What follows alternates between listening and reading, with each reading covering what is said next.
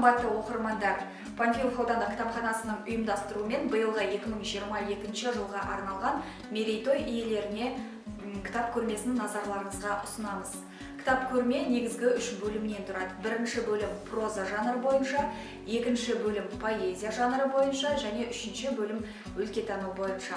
Дәл қазір назарларыңызға проза жанры бойынша Ғабит Мүсіреповтің кітап көрмесін ұсынғым келіп отыр. Яғни биыл қазақ әдебиетінің классигі, көрнекті жазушы, драматург, әдебиет сыншысы Ғабит Мүсіреповтің туғанына 120 жыл.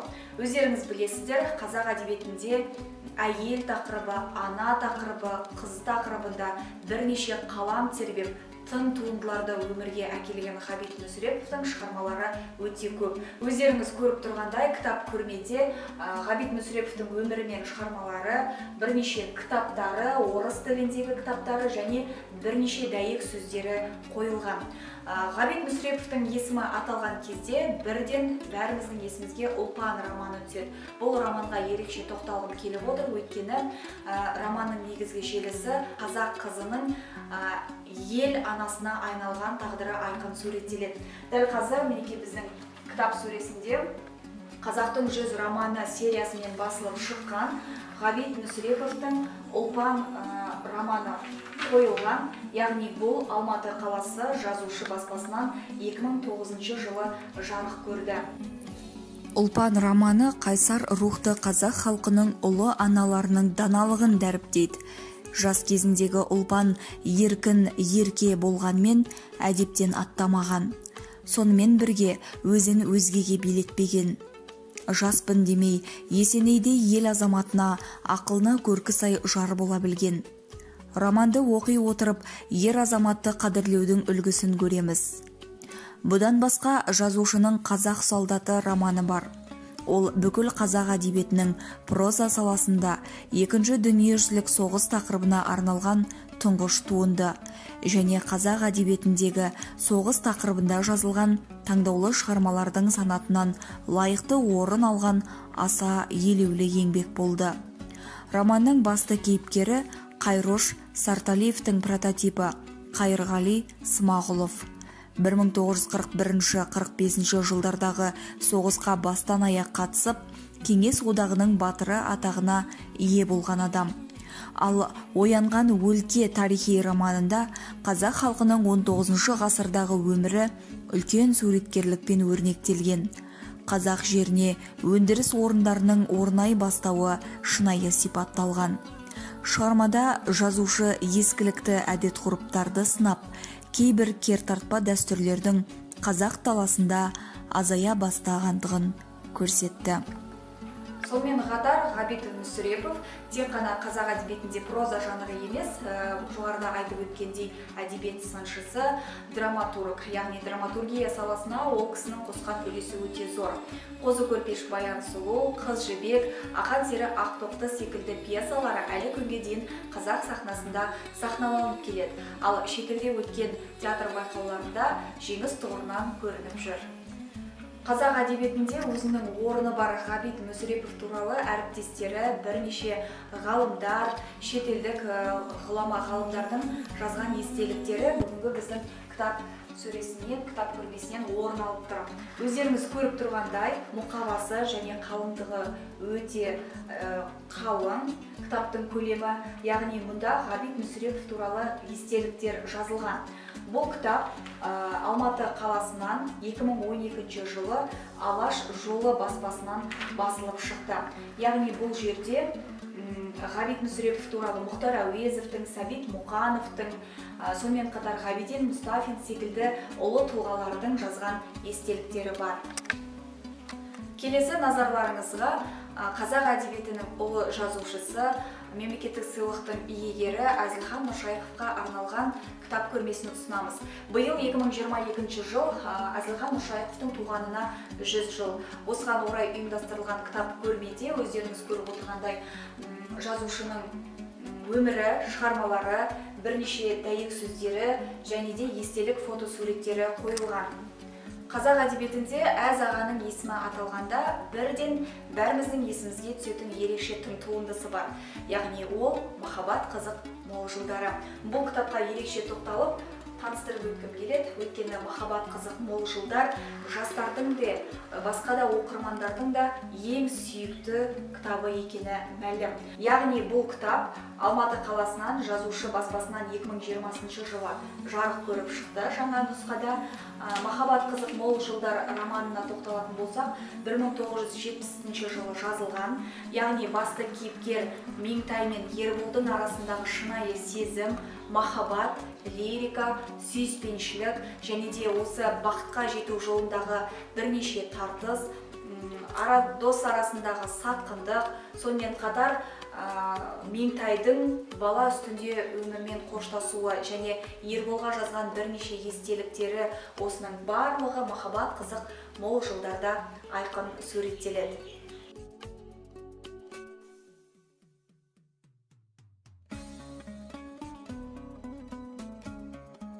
Әз ағаның қазақ жастарына рух беріп, патриоттық сана сезімін оятатын рухты шығармасы «Ақиқат пен аңыз».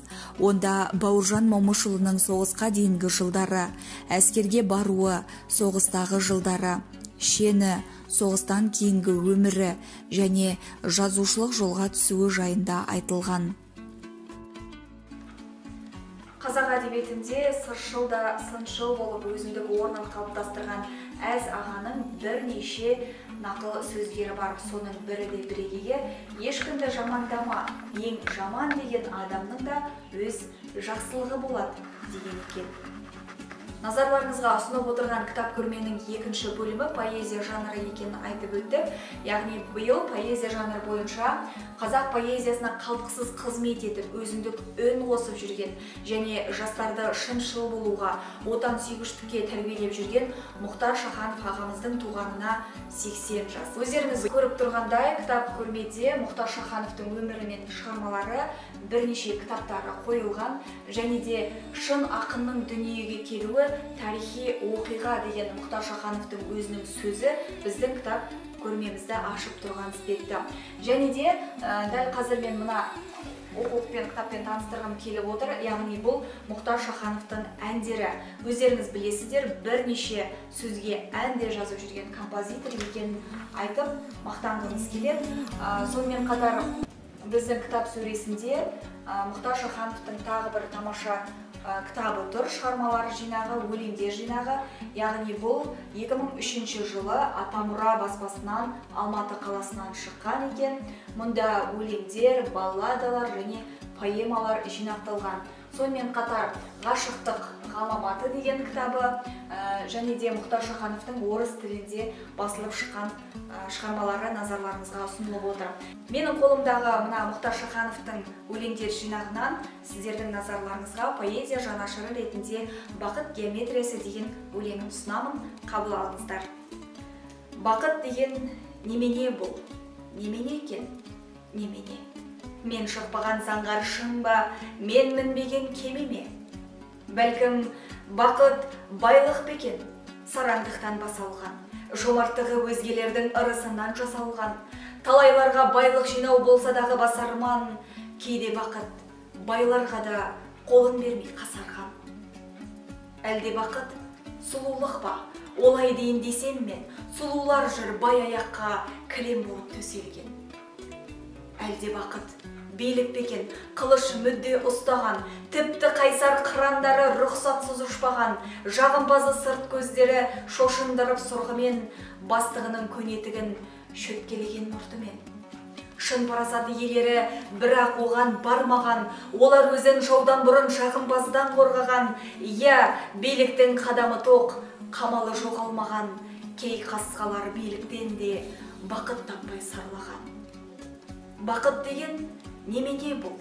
Немене екен? Немене? Көрсет маған құшақтайын көтерейін төбеме, деп едім мен дәл сол сәтте ойы, бойы сымбатты, әбден қажып шашағарған шындық келіп тіл қатты. Бақыттайым санасы мен ұғымында әркімнің, қанша ғасыр осын елге ұқтыра алмай сарқылдым. Қане, соңымнан ер, мынау үйге қарашы, нақ осы үйде жүріп жатыр, бақыт пен сор таласы. Үй иесі жас жұбайлар, тілек ойы қосталған, билік, байлық қатар қонып иықтымен дос болған, бірін-бірі сүйгенімен көңілдері тобасыз, тобасыздың есігінен кірген ырыс бағасыз. Келген әрбірі жақсылыққа, игіліктің басы деп, шын жүректен қуана алмау ең қауіпті қасірет. Солай, енді ақыным мұнда бұрыл деп мені шындықтағы ертіп барды жұпыны ешеткері. Терезеден қара деді, жақын тұрып қарадым, төрде отырған қос жұбайға түсті кенет жанарым. Бөлме іші тым қарапайым, ортада ақ дастархан. Дастарханда тек қара нан, қос түйір қант тасталған. Күйеу айтты, жалақы алдым, ертең базар баралық, саған жаным ерекше әсем көйлек іздеп табалық. Көйлегім бар, деді әйелі, қабағына мұң қонды. Бір бешбетпен жүрсің өзің, міне қанша жыл болды. Екеуі де менен бұрын оған шаттық қонса деп, алдыменен ол қуансын, оның көңілі толса деп, бір-біріне сый ұсынып, бірін-бірі жақтады, бірін-бірі ардақ тұта, ортақ ойға тоқтады. Көрші аулада баласы өлген, жалғыз кемпір бар екен. Шетсіз, шексіз, кең дүние ол сорлыға тар екен. Бұлар қатар шуақ төге ізетті іске өрісті, сол кемпірге қыстық киім әперуге келісті. Бақыт деген немене бұл? Немене екен? Немене? Мен шықпаған заңғар шын ба, мен мінбеген кеме ме? Деп қиялдап, әр биіктен көрсетіп біз бекер ой, қымбаттым-ау, сөйтсек бақыт қанағатта екен ғой. Егер бүгін аласарса мекеніңнің шоқтығы, оған себеп қанағатсыз адамдардың көптігі.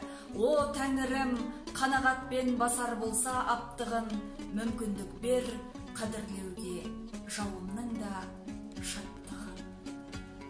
Ақын шығармаларын әртүрлі тақырыпта жазады. Ғашықтық ғаламатында біреуді бақытқа бөлеп, біреуді мұңға батырған махаббаттың құдіреттілігін баяндайды. Сейхун дария, күре тамырдың іздеу, арман, шың басындағы оқиға сынды өлеңдері де философиялық ой түюге тұрарлық.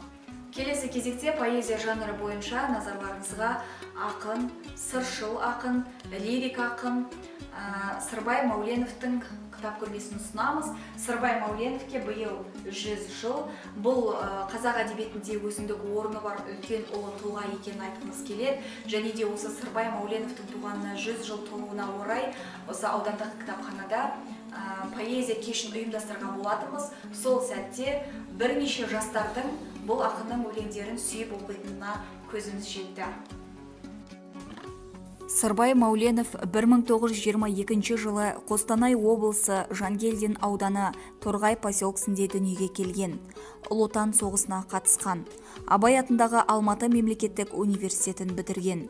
1943-50 жылдар аралығында Қостанай облысы радио комитетінде редактор, большевиктік жол, қазіргі коммунизм таңы газетінде бөлім меңгерушісі, редактордың орынбасары қызметін атқарды. Оның тұңғыш өлеңі Жамбыл облысы колхозшы газетінде 1937 жылы жарияланды. Өлеңдері атты алғашқы жинағы 1948 жылы жарық көрді. Сырбай Мауленов 40-қа жуық жыр жинақтың авторы. Өлеңдері қазақ поэзиясының лирика жанрын дамытуға елеулі үлес ретінде қосылды. Кітап көрменің 3-ші бөлімі өлкетану бойынша жергілікті ақын жазушыларға арналады. Биыл 2022 жыл Жаркент өңірінен шыққан белгілі ақын, сазгер Базархан Жақыбаевтың туғанына 80 жас. Ол кісі 1942 жылы өмірге келген. Бүгінгі таңда облыс көлемі бойынша Базархан Төреханұлы Жақыбаевтың шығармалары кеңінен насихатталып, 80 жасы тойлануда. Кітап көрмесінде өздеріңіз көріп тұрғандай, ол кісінің өмірі мен шығармалары, бірінші кітаптары және де қазақ әдебиетінде өзіндік орны бар биік тұлғалардың жазған жылы лебіздері қойылған екен. Таныстырып өтетін болсақ, «Қош бол махаббат» атты кітабына тоқталып келіп отыр. Яғни Базархан Жақыбаевтың «Қош бол махаббат» атты повесть және әңгімелер жинағы Алматы қаласынан Қайнар баспасынан 2013 жылы жарық көрді. Кітаптың аннотациясына тоқталып өтейін. Бұл «Қош бол махаббат» атты еңбекте қазақ қыздарының сүйіспеншілікке деген ар тазалығы, тұрақтылығы, қайпас қайсарлығы, өр мінезі, адал жүректі және сүйген жары мен өз ұрпағына деген шынайы болмыс бітімі айқын суреттелген. Сонымен қатар «Қош бол махаббат» кітабының желісін одан әрі назарларыңызға «Қыз ұясы» деп аталатын жаңа тың туындымен бөліскіміз келіп отыр. Кітап 2022 жылы Алматы қаласы Үш Қиян баспасынан басылып жарық көрді. Яғни мұнда тарихи повесть екенін айтып өтейік, және де жоңғар шапқыншылығы тұсында Алатаудың демікпе, кенеу асуларында қалмақтардан қашқан қос ғашықтың тағдыры айқын сипатталады, және де сол қос ғашықтың жау қолынан қаза тапқандығы туралы, яғни махаббатпен күресі осы кітапта айқын суреттелген. Және де өздеріңіз білесіздер, Базархан Жақыбаевтың тек қана ақын емес, композитор ретінде тануымызға болады. Ол кісінің сөзіне жазылған бірнеше әндер және де бірнеше сөзге жазылған ол кісінің әуезді әуендері бар. Бүгінгі таңда кең көлемде шырқалып насихатталып келеді. Мінекей Базархан Жақыбаевтың жазған «Бел жайлау сазы» атты және де «Жүр қалқам», «Қайша» секілді бірнеше өлеңдері осы кітапта топтастырылған. Яғни бұл «Жетісу әуендері» деп аталатын кітап Алматы қаласы 1998 жылы Өнер баспасынан басылып шықты. «Жетісу әуендері» және осы кітаптың ішінде Базархан атамыздың бірнеше әуендері жазылған.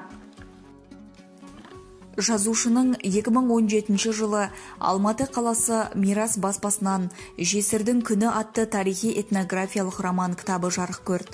Онда 20 ғасырдағы Жаркент өңірінде орын алған тарихи оқиғалар, алмағайып заман жайлы туындылары өзек болған. Халық зұлмат жылдары жан сауғалап, шекара асып кетсе де, жат жерде өзінің қазақтық болмысын сақтап, ар-намысына қылау түсірмейді. 1955-1962 жылдары елге қайта оралғанда ұлтымыздың ежелгі салт дәстүрлерін қаймағы бұзылмаған күйде жеткізеді. Ғасырлардан ғасырларға жалғасып келе жатқан қазақ әйелдерінің ерлігі, биік парасат пайымы, роман кейіпкері Мәрияның басынан өткен қилы тағдыры арқылы өріліп отырады. Айта кетейік, «Жесірдің күні» тарихи этнографиялық романы мәңгілік еліміздің тарихын түгендеу жолындағы рухани жаңғыру идеясы аясында жарық көріп отыр. Назарларыңызға Дулат Исабековтың Базархан атамыз туралы айтқан жылы лебізін ұсынып, бір ауыз оқып шықсам деймін. Базархан шығарған әндер өзінің ерекше толқынды, иірімді саздылығымен, халықтық әуез екпінімен астасып жататындықтан құлаққа жағымды, жүректі баурап, бал сезімге балқытып отырады деген екен. Ал өзіміздің жергілікті ақын, бірнеше кітаптардың авторы Исламғали Үркімбай ағамыздың «Әсерлі әуен жаныңызды тербетіп, кеудеңізден ән төгілсін селтетіп, әз аға боп, сіз жүріңіз базаға, ұрпағыңыз өсіп өтсін ер жетіп» деген тамаша өлеңі біздің кітап көрмесін ашып тұрғандай. Биылғы 2022 жылы жергілікті ақын жазушылардың ішінде Тоқбай Исабеков ағамызға да 90 жыл. Бұл кісі белгілі ақын, жазушы, жазушылар одағының және журналистер одағының мүшесі, Қазақстанның білім беру ісінің үздігі екенін айтқымыз келеді.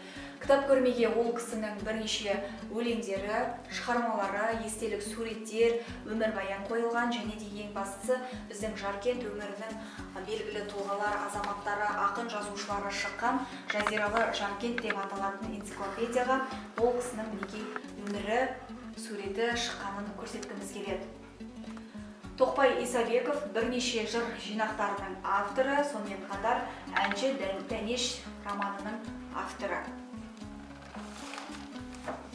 Назарларыңызға әнші Дәнеш деректі романын көрсеткім келіп отыр. Яғни бұл Тоқбай Исабек Теңізбай-тегі атамыздың кітабы 2002 жылы Алматы қаласынан Өнер баспасынан басылып шыққан.